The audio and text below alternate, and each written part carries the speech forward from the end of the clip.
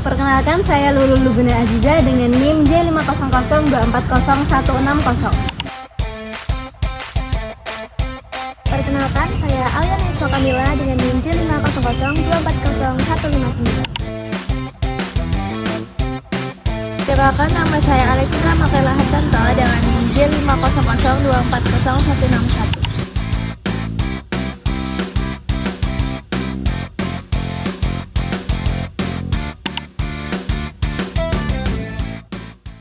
BPH atau Binat Prostat Hiperplasia adalah pembesaran kelenjar prostat yang bersifat jinak dan diakibatkan oleh penambahan sel stroma dan juga epitel prostat. Nah, pembesaran ini dapat menekan uretra sehingga bisa menyebabkan gangguan berkemih. Jadi, BPH itu dapat disebabkan oleh beberapa faktor. Yang pertama ada penuaan, lalu ada faktor genetik, ada pengaruh hormon androgen terutama dihidrotestosteron, ada obesitas dan juga gaya hidup yang kurang sehat.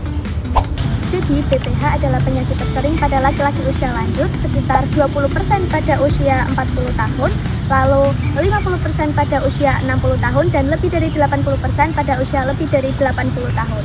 Nah, maka dari itu, BPH adalah penyakit urologi tersering yang terjadi pada pria usia lanjut. Pada benign prostat hiperplasia terjadi peningkatan dari hormon dehidrotestosteron, di mana hormon ini mengakibatkan proliferasi dari sel-sel pada kelenjar prostat, di mana proliferasi ini mengakibatkan pembesaran dari kelenjar prostat. Pembesarannya biasanya terjadi pada zona periuretra, yang mana pembesaran ini itu mengakibatkan terjadi obstruksi pada uretra, yang dapat mengakibatkan vesika urinaria bekerja lebih keras, kemudian terjadi penebalan pada autodetruksor dan juga dapat mengakibatkan retensi urin. Proses terjadinya benign prostat hiperplasia melibatkan beberapa faktor. Faktor yang pertama yaitu ketidakseimbangan antara hormon androgen dan juga hormon estrogen. Yang kedua yaitu peningkatan hormon dihidrotestosteron yang tidak seimbang. Yang ketiga, terjadinya peningkatan jumlah stroma jaringan ikat dan juga epitel sel prostat yang tidak seimbang. Dan yang terakhir, terjadi gangguan apoptosis atau kematian sel. Semua faktor ini mengakibatkan terjadinya pertumbuhan atau pembesaran dari prostat yang tidak normal. Benign prostat hiperplasia merupakan gangguan saluran kemih di bagian bawah atau lower tract urinary symptoms. Untuk manifestasi klinisnya atau gejala yang sering dikeluhkan pasien, yang pertama itu ada kesulitan berkemih, kedua ada urin berpancar melemah, kemudian ada rasa anyang-anyangan, dan ada keseringan buang air kecil pada saat malam hari atau nokturia, dan ada yang terakhir retensi urin. Untuk pendekatan diagnosis dilakukan yang pertama anamnesis, apa yang dikeluhkan pasien saat berkemih, kemudian ada pemeriksaan fisik, di mana salah satunya ada colok bibur, nanti didapatkan prostatnya membesar, konsistensinya kenyal, dan permukaannya licin.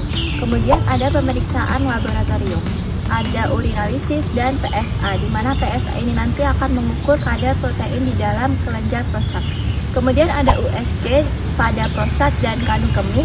Kemudian yang terakhir ada skor IPSS untuk mengukur seberapa gejala yang dikeluhkan pasien. Benign prostat hiperplasia umumnya memiliki prognosis yang baik apabila segera ditangani dengan cepat dan juga tepat. Nah, namun benign prostat hiperplasia juga bisa menimbulkan komplikasi apabila tidak segera diobati. Untuk komplikasinya bisa menyebabkan retensi urin, infeksi saluran kemih, hematuria, hidronefrosis, bahkan kemungkinan yang terburuk adalah gagal ginjal. Nah, oleh karena itu, pasien diharapkan untuk kontrol secara rutin, lalu menjaga berat badannya, membatasi konsumsi alkohol dan juga kafein, lalu tidak menahan kencing, dan segera konsultasikan kepada dokter apabila terdapat gangguan saat berkemih. Nah, jadi itulah dia, benign prostat hiperplasia. Pembesaran prostat yang terjadi pada pria usia lanjut yang dapat mengganggu proses dari berkemihnya itu sendiri. Nah, deteksi dini dan juga penanganan pertama merupakan antisipasi supaya kita semua dapat terhindarkan dari benign prostat hiperplasia. Terima kasih sudah menonton dan sampai jumpa.